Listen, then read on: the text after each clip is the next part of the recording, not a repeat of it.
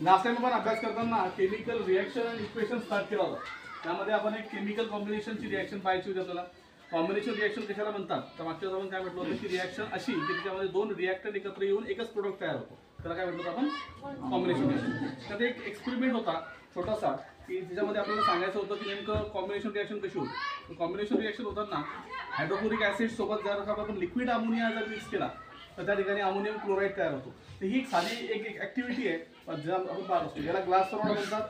हा काचेचा असतो. हे आहे आपला अमोनिया लिक्विड आणि हे आहे तुमचं हायड्रोक्लोरिक ऍसिड. थोडंसं जवळ या ठिकाणी हे आहे तुमचं हायड्रोक्लोरिक ऍसिड आणि हे तुमचं लिक्विड अमोनिया. आता करायचं काय की याच्यामध्ये ग्लास सरोड टाकायचा आहे, डीप करायचं आहे कशावर तुमच्या लिक्विड अमोनियामध्ये आणि जर त्याला तुम्ही त्याच्यावर ठेवलं पहा जवळ या ठिकाणी वाफ येऊन राहिली.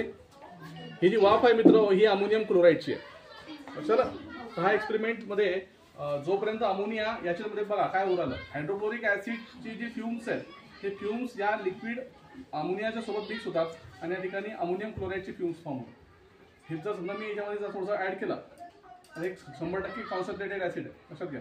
पहा या ठिकाणी काय झालं वाफ निघून राहिली. ही जी फ्युम्स आहेत त्या फ्युम्स दुसरं काहीच नसून बघा एक थीम आहे अमोनियाचा.